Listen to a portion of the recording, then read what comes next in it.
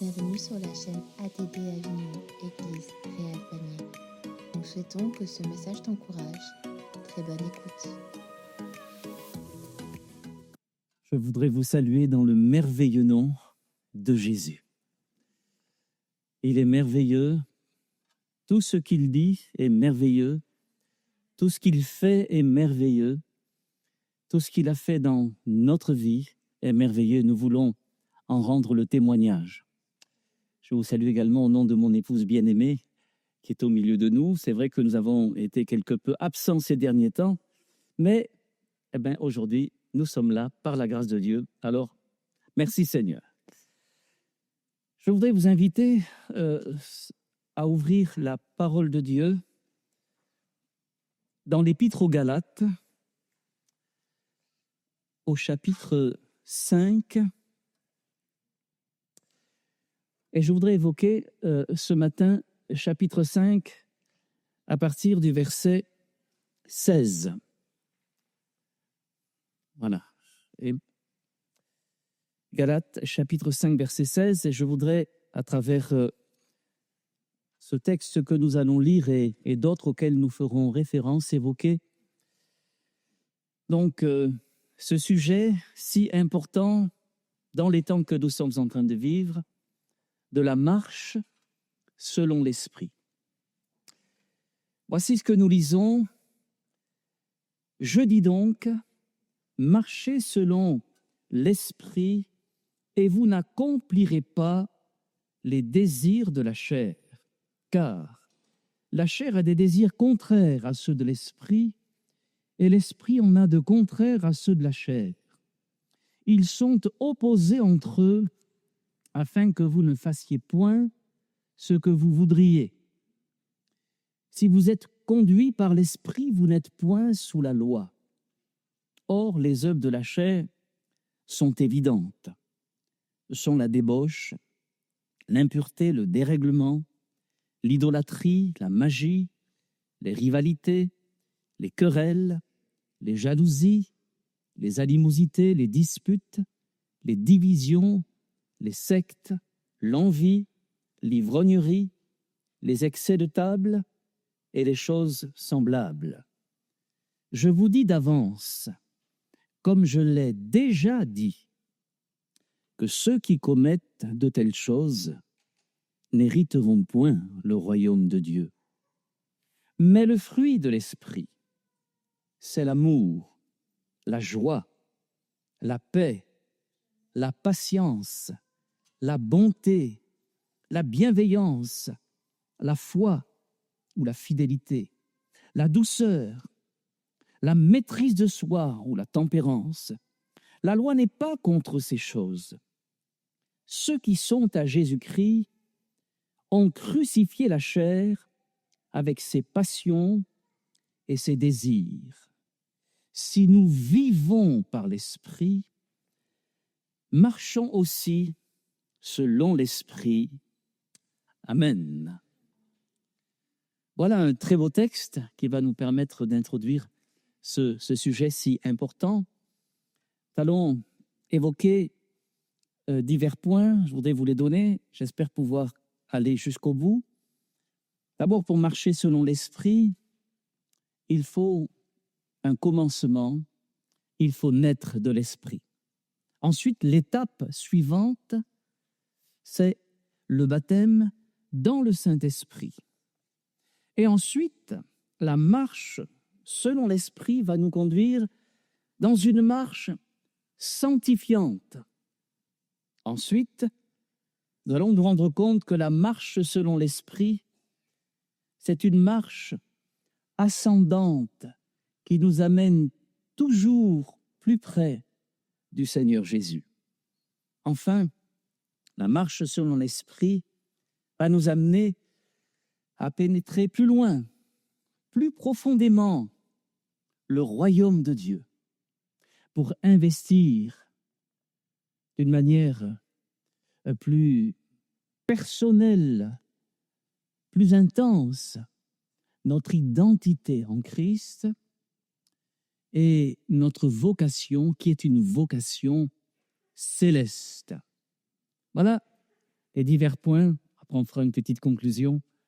Mais je voudrais vraiment vous encourager à marcher selon l'Esprit. C'est ce que Paul fait donc à ces Galates quand il l'exhorte à marcher selon l'Esprit.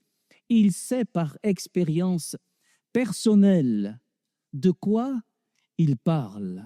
Mais c'est sous l'inspiration, bien sûr, du Saint-Esprit qu'il écrit. Paul n'écrit pas, n'envoie pas aux Galates ses idées, ses pensées sur ce qu'il faudrait faire, etc.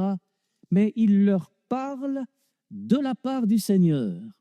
Il leur parle de la part de Dieu, de telle sorte qu'aujourd'hui, en lisant ce texte, en le recevant par la foi, eh bien, nous pouvons nous attendre à la manifestation de la grâce de Dieu, parce que c'est pour cela que Dieu vient à notre rencontre avec un tel message. Il vient pour nous parler, pour s'adresser à nous personnellement. Un message personnel. Ce message, c'est un message personnel de l'amour et de la grâce du Seigneur pour toi ce matin. Paul connaissait bien ces églises de la Galatie parce que dans ces divers voyages missionnaires, ces 3 voyages missionnaires en fait, il les a visités. La Galatie se trouve, c'est la région centrale en quelque sorte de l'Asie mineure, de la Turquie actuelle. Voilà, vous avez dans le livre des Actes des Apôtres des villes où Paul donc, et Luc se sont rendus et où ils ont prêché donc la bonne nouvelle de l'Évangile, des villes comme Icône, comme Lystre, comme Derbe. Voilà, ces 3 villes se trouvent dans la Galatie. Paul, en écrivant cette lettre, pourquoi Paul écrit cette lettre aux Galates sous l'inspiration du Saint-Esprit? Bien, tout simplement parce que il est inquiet. Il a été alerté par les diverses dérives, les diverses séductions sur le plan de la doctrine, sur le plan de la vie morale, sur divers plans. Et lorsque nous entrons dans ce texte de l'Épître aux Galates, en réalité, il entre vraiment en résonance forte avec les temps que nous sommes en train de vivre aujourd'hui au niveau de l'Église contemporaine. C'est pourquoi nous devons porter une attention particulière à ce que Paul écrit sous l'inspiration du Saint-Esprit à ces Galates. Et le seul moyen donc d'être gardé de ces diverses dérives, qui sont des dérives extrêmement dangereuses, en réalité beaucoup plus dangereuses qu'il n'y paraît. Pourquoi? Eh bien parce que Paul, nous avons lu Galates chapitre 5, verset 16, mais un petit peu plus haut, au verset 4, il leur dit quand même, « Vous êtes séparés de Christ, vous tous qui cherchez la justification dans la loi, vous êtes déchus de la grâce. » Or, l'Écriture dit que c'est par la grâce que nous sommes sauvés, par le moyen de la foi. Mais voici que, après avoir reçu l'évangile de Jésus-Christ, après être nés de nouveau, nés de l'Esprit, nous allons en parler, eh bien, ces Galates s'étaient laissés séduire et ils étaient revenus aux enseignements de la loi, non pas que la loi de Moïse soit mauvaise, certainement pas. L'apôtre Paul dira, sous l'inspiration de l'Esprit, que la loi de Dieu, elle est bonne. C'est une loi qui est spirituelle. Et cette loi, elle a été donnée aux hommes précisément pour leur montrer qu'ils sont incapables de la mettre en pratique afin de les amener par l'Esprit naturellement à Jésus-Christ qui, lui, a accompli parfaitement cette loi. Voilà. Sauf que ces Galates, eh bien, s'étaient laissés à nouveau séduire. Et Paul les avertit, il leur dit attention. Non pas qu'ils étaient revenus à la loi dans son esprit, à l'esprit de la loi, mais ils étaient revenus dans une pratique formaliste de la loi. Et aujourd'hui, on peut vivre une pratique tout à fait formaliste de la foi. Et oui, je dis cela, mais c'est extrêmement dangereux. Si nous ne veillons pas, nous pouvons petit à petit glisser et nous habituer à ces gens sympathiques qui forment l'Église. Et c'est vrai, ils sont tout à fait sympathiques et on se sent bien au milieu de gens sympathiques. Mais si nous ne veillons pas, nous pouvons chanter des cantiques comme une petite ritournelle. Nous pouvons écouter d'une manière peut-être intéressée ou plus ou moins distraite la parole de Dieu, tel ou tel prédicateur, évaluer, faire des comparaisons. Ah, celui-là, formidable. Celui-là, bof. Ah, celui-là, vraiment. Mais ce sont des réalités. Ce sont des réalités desquelles nous voulons prendre conscience.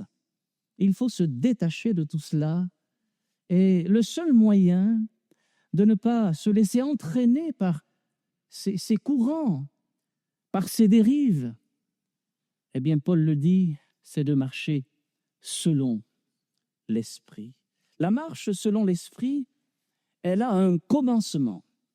Et ce commencement, le Seigneur Jésus l'appelle la naissance de l'esprit. Dans l'Évangile selon Jean, lorsque Jésus rencontre, ou plutôt Nicodème vient à la rencontre de Jésus de nuit, cet homme qui est un homme éminent dans le judaïsme de l'époque, docteur de la loi, enseignant de la loi, cet homme a remarqué que Jésus était un personnage, une personne particulière.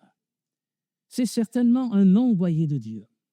Et il vient le voir, il commence, le dialogue, et Jésus, sans tarder, va lui dire ceci, Nicodème, je te le dis en vérité, si un homme ne naît d'eau et d'esprit, il ne peut voir le royaume de Dieu. Un petit peu plus loin, il dira, il ne peut pas y entrer non plus. La naissance de l'esprit, elle est consécutive à la prédication de l'Évangile. Lorsque cette prédication est reçue par la foi et que cette parole produit en nous la révélation de Jésus-Christ, de son amour, de sa grâce. Lorsque les gens viennent écouter l'Évangile, souvent pour les premières fois, j'ai observé ceci, c'est que souvent, il y a une remarque qui est émise, et c'est celle-ci. On sent qu'il y a quelque chose. On sent qu'il y a quelque chose dans ce lieu. C'est quelque chose, ils ne savent pas comment le définir, etc. Eh bien oui, en réalité, ce n'est pas quelque chose, mais c'est une présence. Cela nous a été rappelé ce matin, précisément dans une manifestation de l'Esprit de Dieu, à travers un don spirituel. La présence du Seigneur Jésus par le Saint-Esprit, l'Esprit de Jésus. C'est cet Esprit de Jésus que l'Esprit de l'homme perçoit sans pouvoir l'expliquer, sans pouvoir comprendre. Et pourtant, cette perception de l'Esprit, quand on cherche Dieu, c'est quelque chose qui fait du bien. Il y a quelque temps, nous étions dans un hall d'hôtel avec quelques frères, des frères gitans que j'aime beaucoup, vous le savez, de Vie et Lumière, et nous étions là pour annoncer le message de l'Évangile. Et puis, voilà, dans ce hall d'hôtel, on était chacun descendu, on se préparait au départ, puis on attendait, voilà, le moment du départ, etc.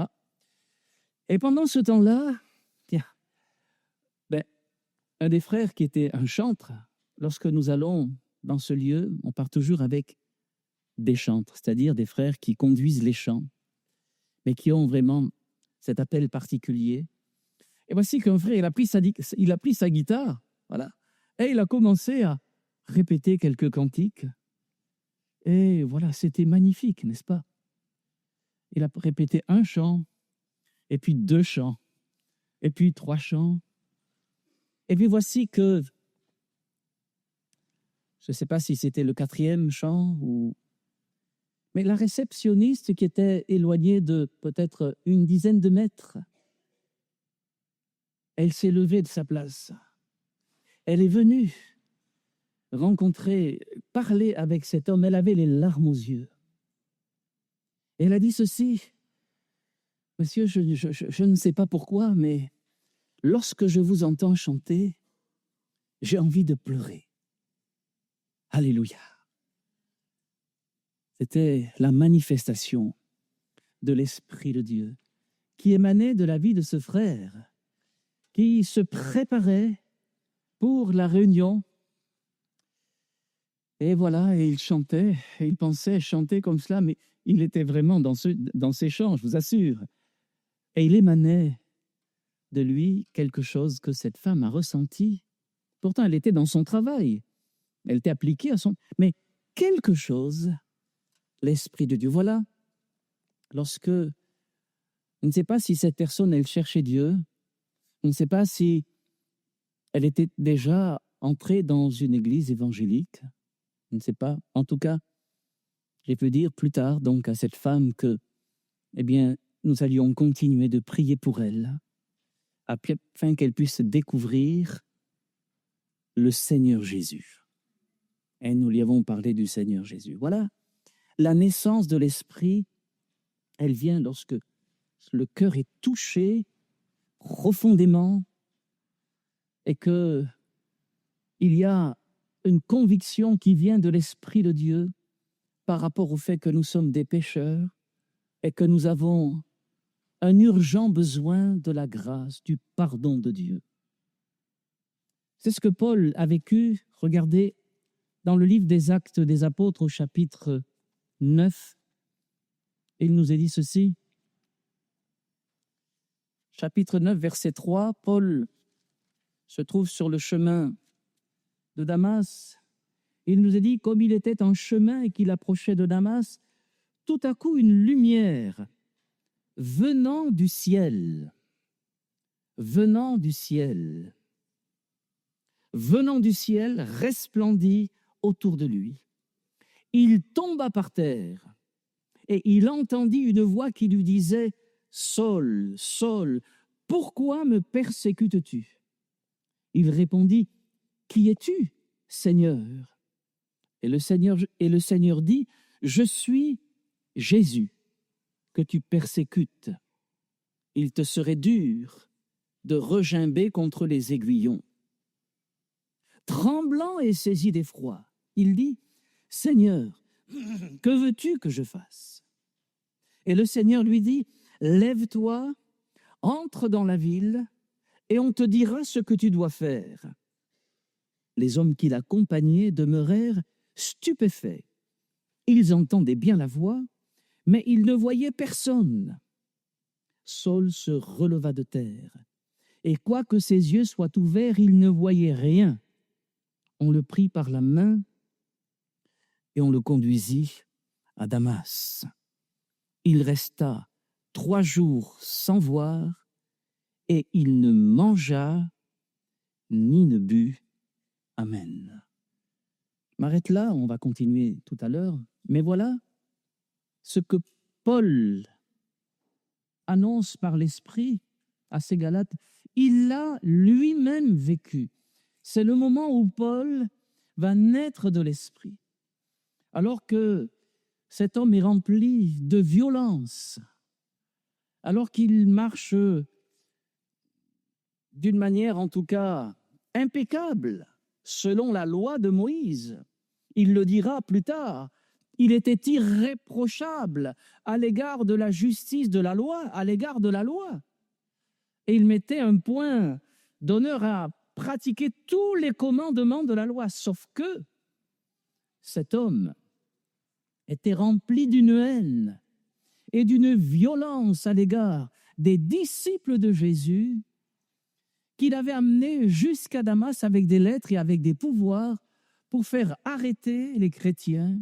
L'Écriture nous dit que quand il en arrêtait, il les forçait à blasphémer et il joignait son suffrage à celui des autres lorsqu'ils étaient mis à mort.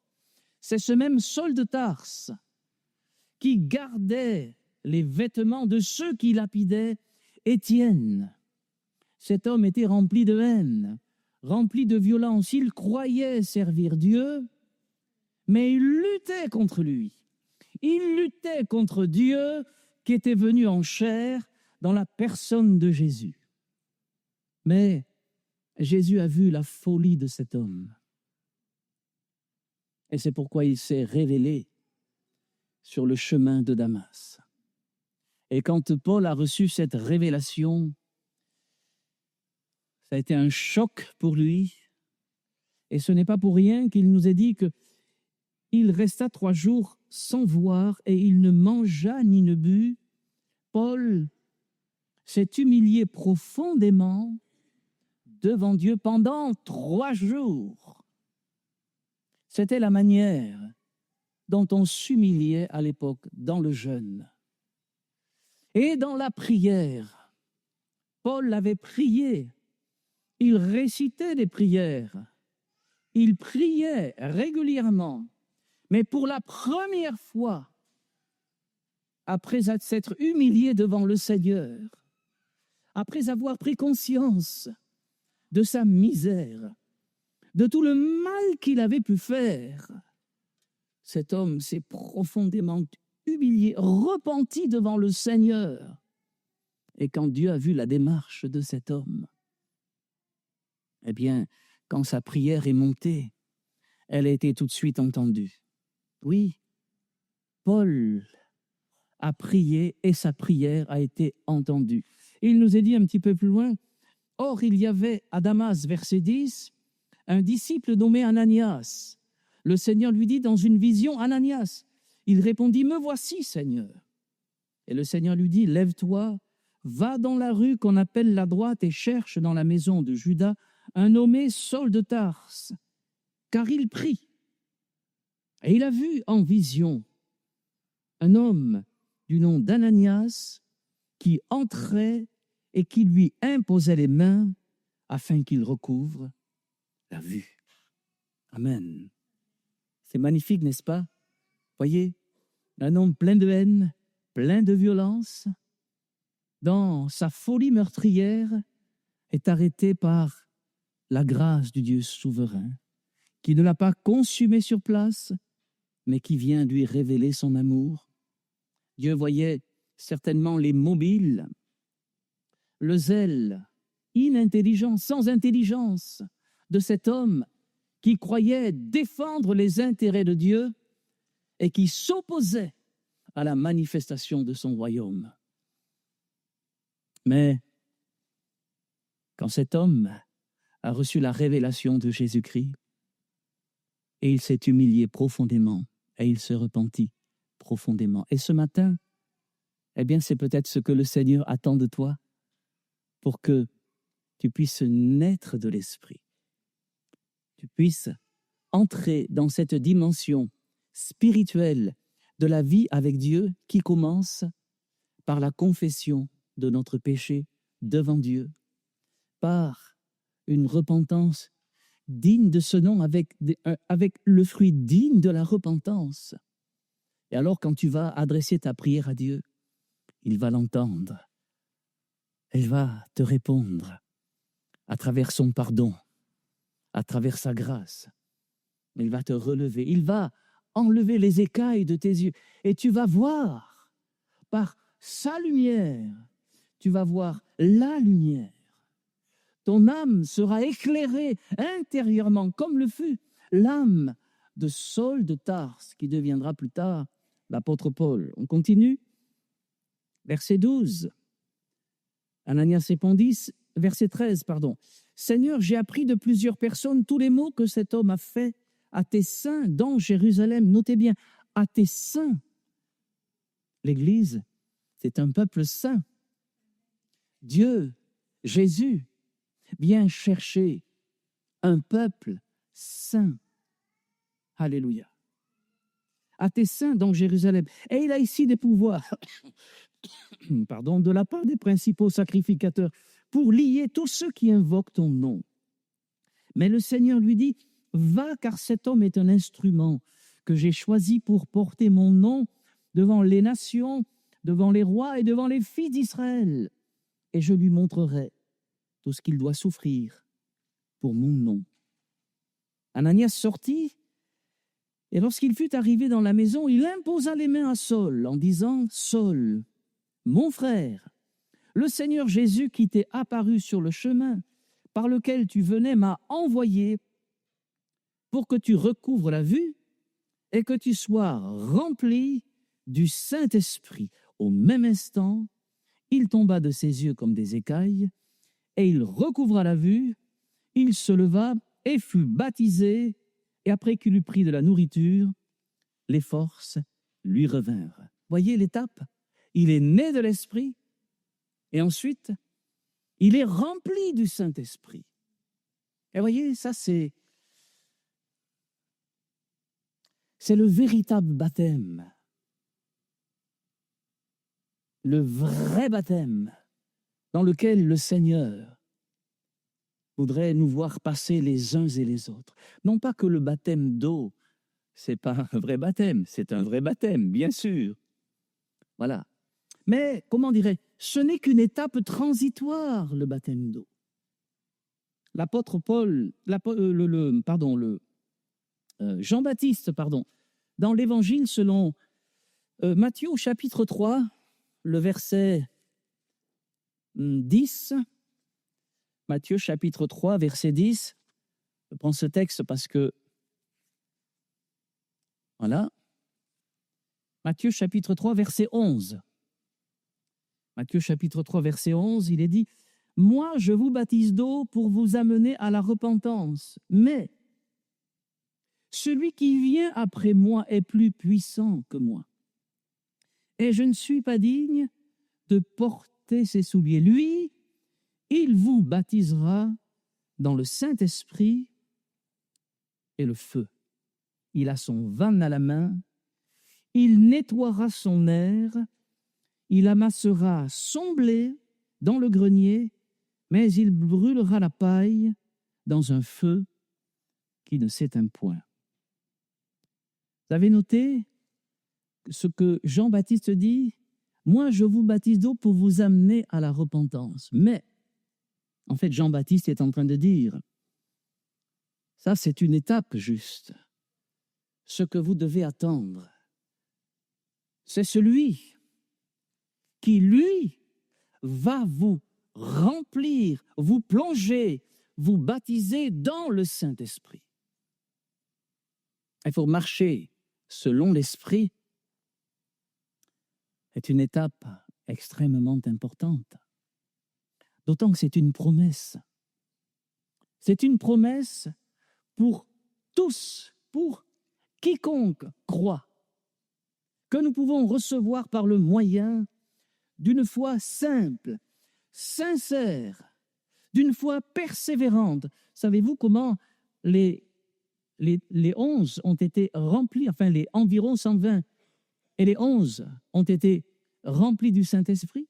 Eh bien, ils étaient à Jérusalem, ils étaient là dans ce lieu parce que le Seigneur Jésus leur avait dit, après l'ascension, restez dans la ville. D'abord, il leur avait dit,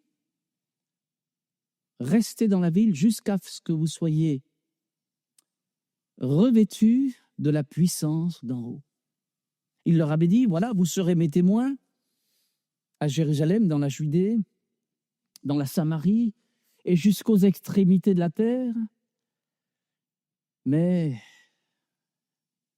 avant d'entrer dans ce témoignage de témoins, de martyrs, attendaient. Et ils ont attendu une dizaine de jours. Ils ont persévéré, c'est écrit dans l'Acte des Apôtres, ils ont persévéré dans la prière.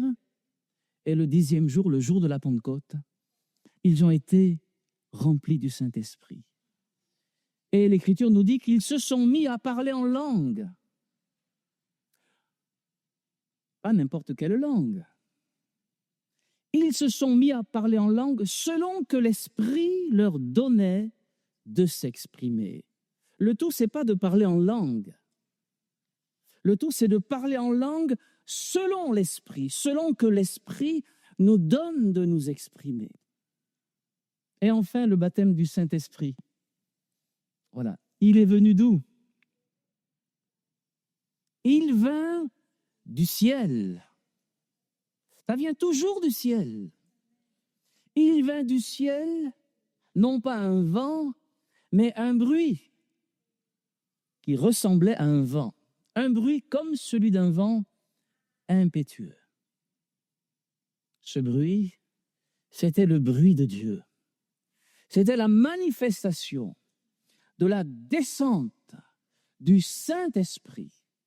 Et lorsque l'Esprit de Dieu est descendu sur ces environ 120 hommes et femmes, alors ils ont parlé dans ces langues nouvelles. Et ça a été une expérience absolument marquante. Vous savez, je me souviens, et vous vous souvenez vous aussi, lorsque vous êtes engagé, lorsque d'abord vous êtes converti au Seigneur, ça a été une journée marquante pour moi, mais lorsque je me suis fait baptiser, je suis passé par les eaux du baptême, c'était pas ici, mais ailleurs, ça a été une journée extrêmement marquante, profondément marquante. Chaque fois qu'il y a un service de baptême, j'ai l'impression de revivre cela. C'est bienfaisant. Ça me fait du bien de voir cela. Parce que je me dis, ces frères et sœurs, ils vivent là, maintenant, ce que toi, tu as vécu par le même Dieu, par la même grâce. Et bientôt, ils vont vivre. Quelques semaines plus tard, j'ai vécu cette expérience profondément marquante, sanctifiante, qui a véritablement transformé toute ma vie. C'est celle-là qui a transformé toute ma vie lorsque le Seigneur m'a fait la grâce de me remplir du Saint-Esprit. Alléluia. Ça a été un moment inoubliable. Et je loue le Seigneur, parce que là, quand j'étais rempli du Saint-Esprit, j'avais envie de parler de l'amour de Jésus, de l'amour du Seigneur Jésus. Je veux dire encore une fois, je l'ai dit souvent et souvent, mais ce baptême de puissance ne consiste pas dans la manifestation de prodiges, de miracles, de résurrection des morts, de guérison des lépreux, etc., que sais-je encore. Ce n'est pas ces actes de puissance-là qu'ont reçus les 120 dans la chambre haute, parce que les apôtres, ils avaient été rendus capables, avant cela, de guérir les malades, de purifier les lépreux, de chasser les démons, de ressusciter les morts. Vous avez tout cela dans les évangiles. Mais ils ont reçu le jour de la Pentecôte quelque chose qu'ils n'avaient pas reçu auparavant, c'est la puissance de l'amour du Seigneur. C'est ce moteur puissant de l'amour de Dieu qui les poussait maintenant à aller vers leur prochain. Quels que soient les risques et périls, pour leur rendre témoignage de l'amour et de la grâce du Seigneur. Et après le baptême dans le Saint-Esprit, eh bien, il faut vivre le renouvellement du Saint-Esprit. Alléluia. Et voilà, le plus souvent possible. Voilà. Notre piété s'en trouve renforcée. Notre foi n'en devient que plus endurante.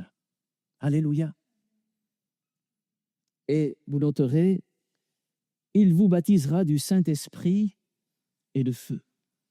La marche selon l'Esprit nous introduit dans une marche qui est sanctifiante.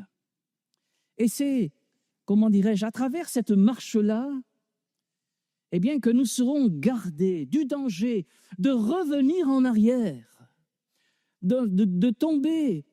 Parce que c'est cela que ça veut dire. Vous êtes déchus de la grâce. Ça veut dire vous êtes tombés, vous avez chuté. Vous savez, quand on chute, on peut toujours se relever. Et ça, c'est la bonne nouvelle quand même. Voilà. Mais, eh bien, pour nous éviter en tout cas de chuter, Paul dit, le Seigneur nous dit, marchez selon l'esprit et vous n'accomplirez pas les désirs de la chair. Je ne m'arrête pas sur les œuvres de la chair. Nous les avons lues tout à l'heure, Galates chapitre 5, verset 19. Mais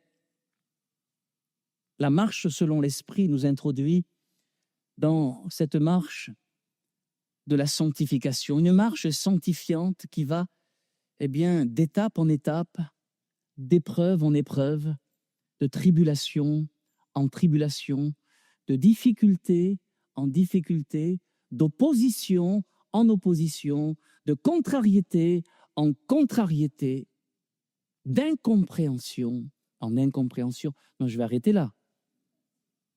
Mais c'est cela, frères et sœurs, c'est cela, la marche selon l'esprit. Alléluia. Parce que allons s'il vous plaît, encore une fois, dans le livre des Actes des Apôtres, je vous donne un dernier verset, voyez, au sujet de Paul, Acte chapitre 9, verset 23. Il nous est dit, Acte chapitre 9, verset 23, c'est très très près, voilà, de la conversion, du fait que Paul a été rempli du Saint-Esprit, et aussitôt il a rendu témoignage, aussitôt il a parlé de Jésus. Le résultat, c'est quoi? Eh bien, le résultat, au bout d'un certain temps, les Juifs se concertèrent pour... On a la même Bible, non? Oui, c'est ça. Voilà, pour le tuer. Voyez l'opposition, la difficulté. Mais en attendant, il avait rendu témoignage. Et vous savez, quand nous rendons témoignage, selon l'Esprit, dans la grâce et l'amour du Seigneur, nous délivrons une parole qui ne va pas s'envoler, mais c'est une parole que les gens vont entendre, ils vont recevoir, et cette parole, elle va continuer d'agir, elle va continuer de travailler, parce que c'est une parole que nous avons donnée par l'Esprit de vie. Elle va continuer de travailler. Et si vous lisez le témoignage de Paul, que de souffrances, que de difficultés, que d'épreuves. 3 fois, il a été lapidé, plusieurs fois. Tenez, Lystre, Derbe, Icône, les églises de la Galatie, les villes de la Galatie. À Lystre, Paul a été lapidé. Il a été laissé pour mort. Il a été laissé pour mort. Les disciples sont venus, qui avaient entendu son message, qui s'étaient convertis. Ils sont venus, ils l'ont pris. Et le Seigneur lui a fait grâce, il l'a relevé. Voilà. Ensuite, ils sont allés à Derbe. Il a continué de prêcher l'évangile. Des hommes et des femmes se sont convertis. Qu'est-ce qu'il a fait après? Il est retourné à Lystre. Il est revenu à l'endroit même où il avait été baptisé. Pourquoi? Parce que l'amour de Christ le pressait. Il aurait pu dire, voilà, ces Juifs, ce sont des ennemis. Voilà. Il aurait pu dire, comme avait dit un jour Jean Boanerges, vous savez, avant d'être rempli du Saint-Esprit, Jean, c'était pas commode, Jean, il a dit, voilà, on ne l'avait pas reçu dans un village des Samaritains. Il a dit au Seigneur Jésus, est-ce que tu veux que nous commandions que le feu du ciel descende et les consume tous? Ce n'est pas la solution. La solution, c'était que le feu descende sur sa vie, le feu de l'Esprit de Dieu, pour qu'il revienne. Et il reviendra plus tard en Samarie. Après la prédication de Philippe, Pierre et Jean sont allés en Samarie, mais ce n'était plus le même Jean. Voilà. Il est allé à la rencontre de ceux qu'il avait méprisés, rejetés, incompris, bafoués, etc. Mais il y avait dans son cœur cet amour.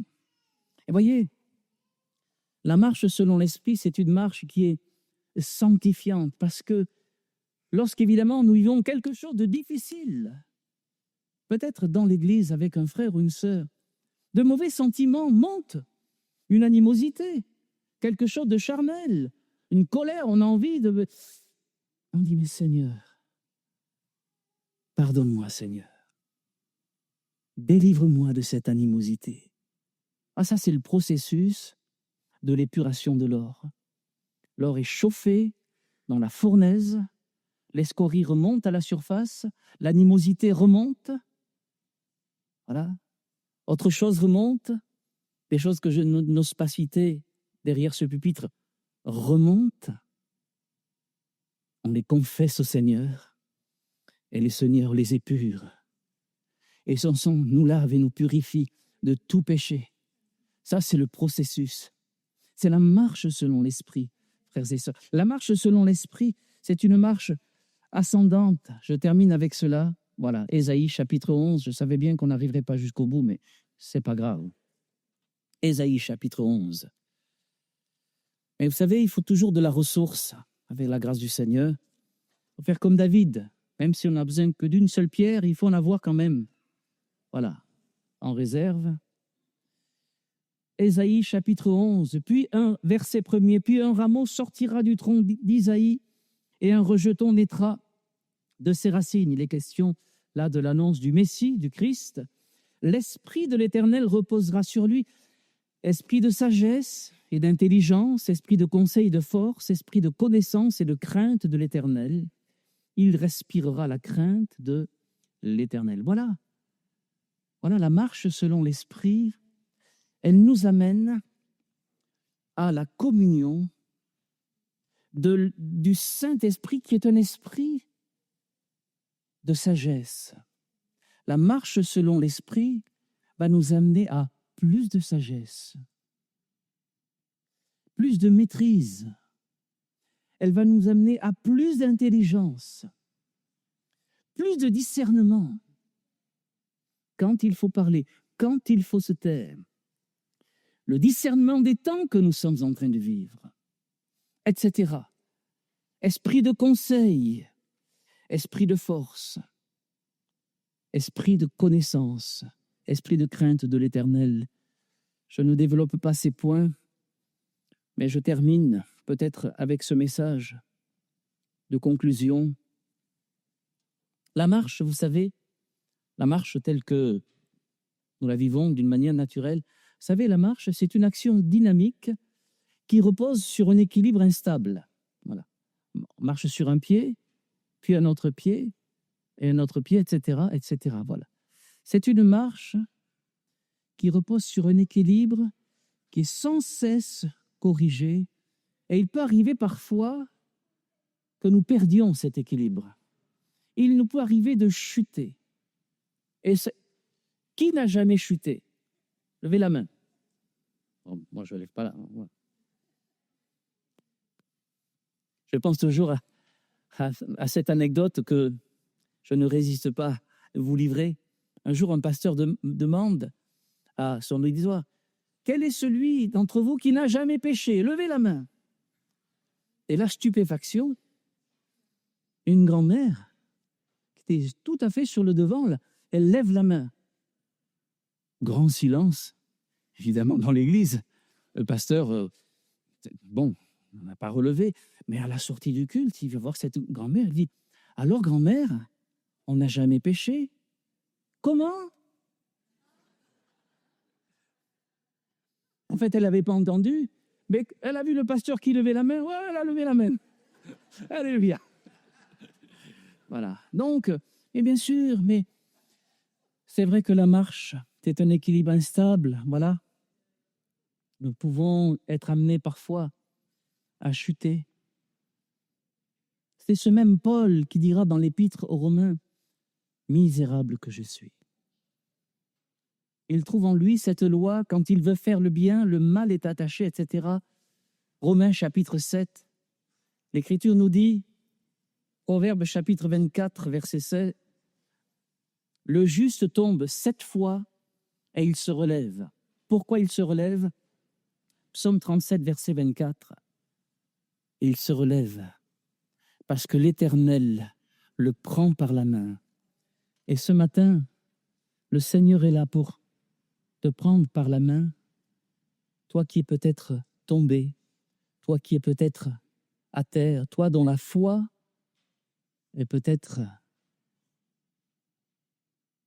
au plus bas niveau, toi qui peut-être comme une pierre renversée, le Seigneur veut te relever. Il veut te reprendre pour te remettre à ta place dans l'édifice de Dieu. Alors reçois ce matin ce message et par la foi, dis-lui: Seigneur, pardonne-moi. Seigneur, pardonne. Seigneur, je viens à toi tel que je suis. Et je compte sur ta grâce pour me relever. Et il va le faire. Parce que si nous sommes infidèles, lui, il demeure toujours fidèle. Prions le Seigneur, s'il vous plaît.